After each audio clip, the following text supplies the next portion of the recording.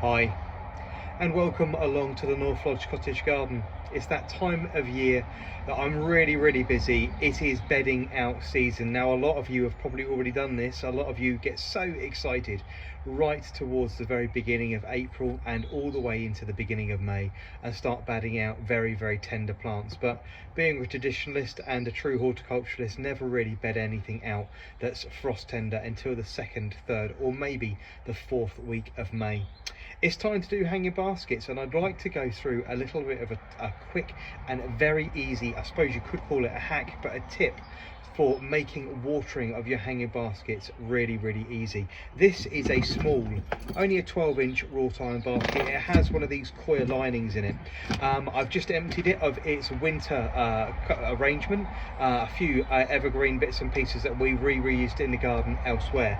But what I'm going to do before I actually refill this with fresh compost and start planting it, I have actually added a square of plastic to the base of it.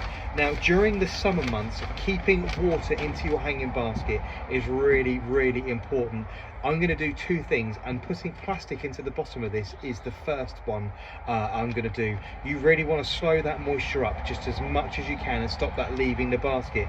Now, very early on in the season, it's not really a problem, but once the basket gets to its full capacity and you're watering it twice a day, feeding it at least once a week, you're going to want that water to stay there as long as possible to make sure that it's not wilting and completely drying out between watering. So that's the first thing.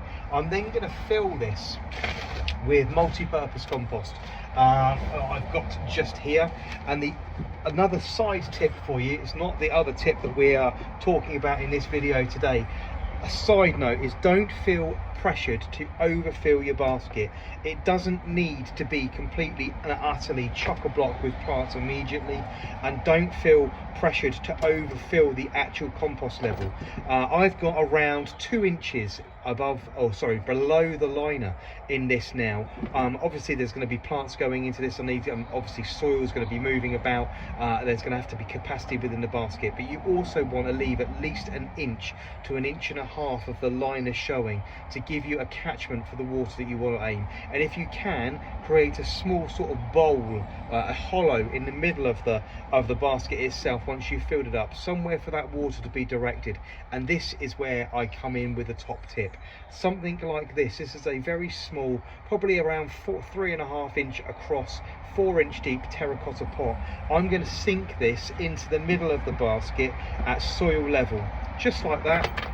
And I'm going to plant around it. That means that I've got somewhere to put my water, and there's a small reservoir. Even if this drains really slowly into the basket, or capillary action takes it through the actual terracotta itself, because terracotta pots are actually porous, there's a reservoir of water there at all times. It makes everything so much easier, especially when it gets really hot. So now the terracotta pot is in place, I'm going to go around and I'm going to plant some plants.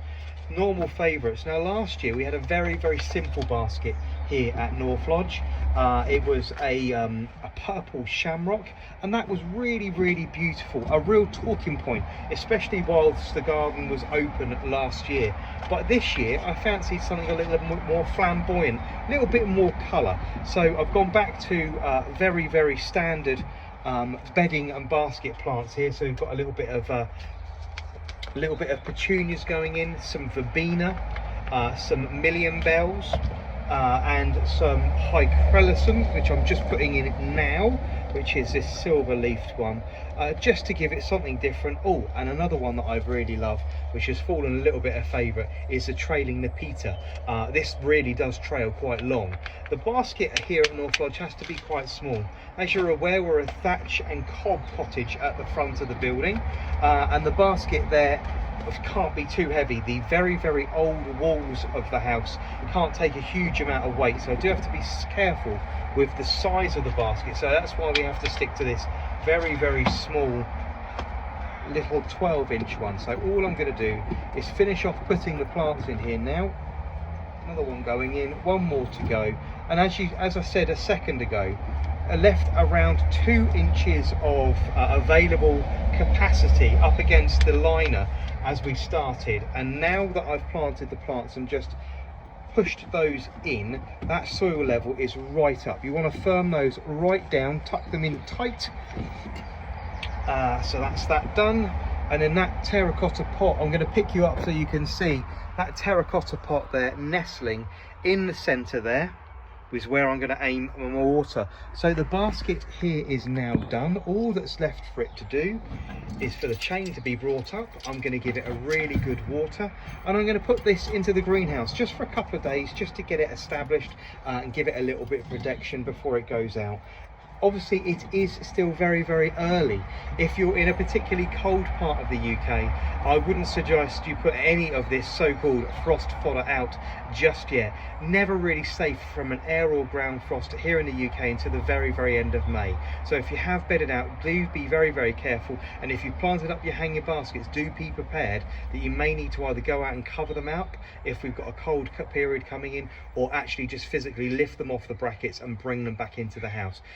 That frost warning is really until the very beginning of June. Anyway, do feel free to like, comment and share. I hope you've enjoyed those 2 little tips to make watering of your hanger baskets easier. That lining of plastic just underneath the actual decorative coir lining itself, and that little terracotta pot, you can also do that with a half a drink bottle turned up, cut up, for instance a 500ml drinks bottle, or a yogurt pot with the bottom cut off of it.